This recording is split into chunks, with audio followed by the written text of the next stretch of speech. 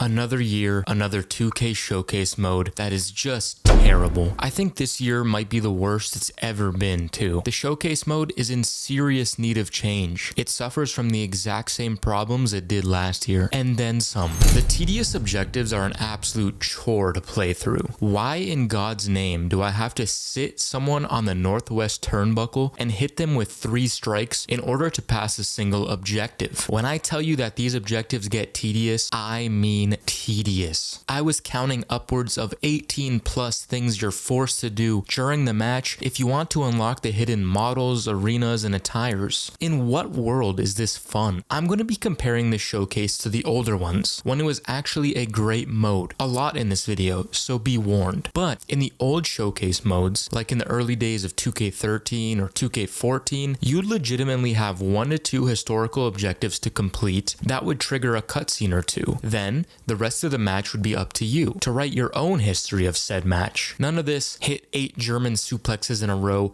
then swing your opponent out of the ring to then hit him 7 times in a row with a light strike. Just compare the objectives you see on screen with 2K15's showcase mode to 2K24. It's just so much more effective. You know the saying, less is more? That would 1000% apply to this new showcase formula that they have been working with the last couple of years. What more can I say other than I hate Slingshot Tech so much. Why am I watching a clip that feels like it's 10 minutes long of real match footage while I'm playing this game? I've been saying this since the day they introduced this tech. It's awful. It breaks the immersion. To make matters even worse, they sometimes don't even show you the iconic parts of the match. Like, I swear to God, for one of the Hogan matches, they were showing us a rest hold for 4+ minutes. 4 fucking minutes. Just Hogan resting like a big juiced up baby. These moments were so much more captivating when it was in-game cutscenes animated to match that of the real life scenarios. Just watch this quick clip. Over the pedigree, Triple H's own move. Try to use it against him. Oh, and Michael dropped to that steel. Oh, the game was not going to stand for that. Look out now. Oh my God. Shawn Michaels sent right into the pod. It was masterfully done. They even had the commentators to record unique dialogue to somewhat match the real life counterpart it's portraying. I never thought I'd miss this so much. Slingshot Tech needs to go. It feels like a lazy cop-out, and frankly, it simply feels like it's trying to pad out gameplay time so you don't complete the matches quick. In previous installments, not only would we have the in-game cutscenes, but we'd have animated promos too. Again, adding an even deeper level of immersion to this mode that's greatly missing now. There's so many weird design decisions that just don't make any sense to me. No entrances, no commentary, out of place sound effects during Slingshot Tech, showing footage of rest holds, generic stock music playing throughout the entire match, including the real life footage.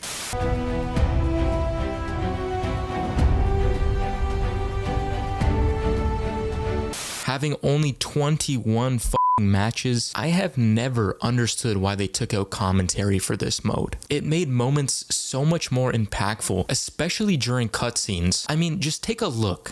Oh, look at this, Triple H. Michael sent to a table, what a spill. Oh my God.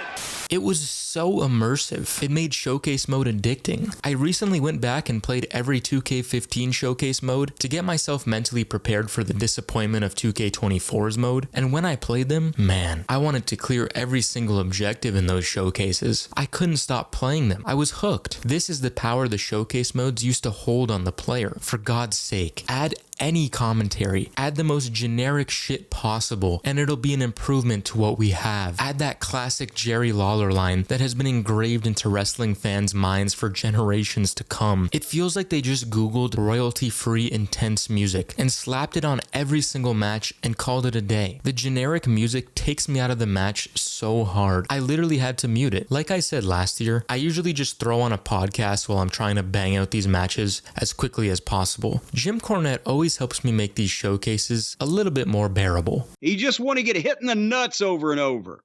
Fuck you and your fucking nuts, Darby. There just seems to be so much more love put into these modes back in the day. I was amazed when I played 2K13 the other day, and the Road Dogg Jesse James appeared as a special guest commentator. They actually got him to voice commentary in-game. It was so awesome. All kinds kinds of trouble. Mr. Ass is going to take care of himself. You don't need to worry about that. He can beat all three of these goofs.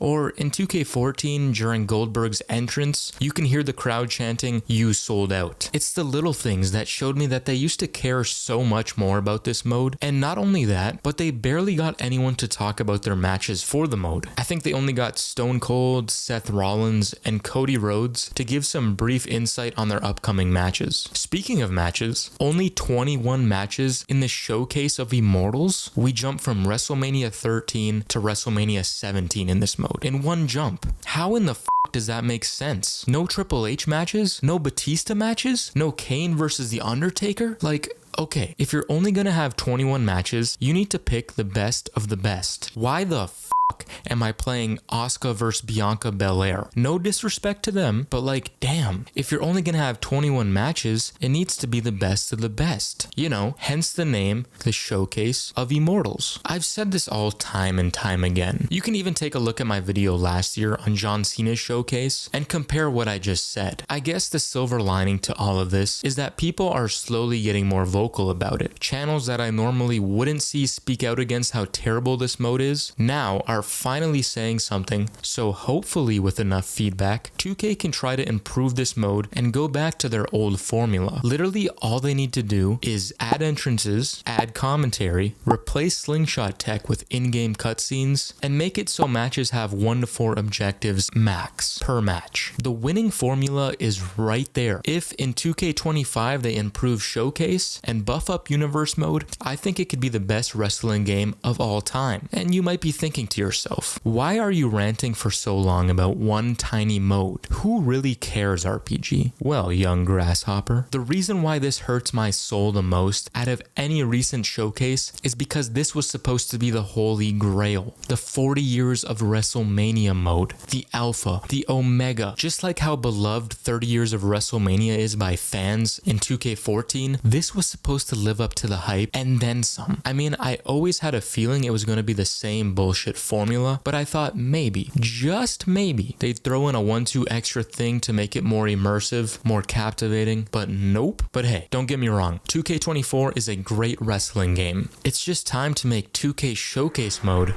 great again.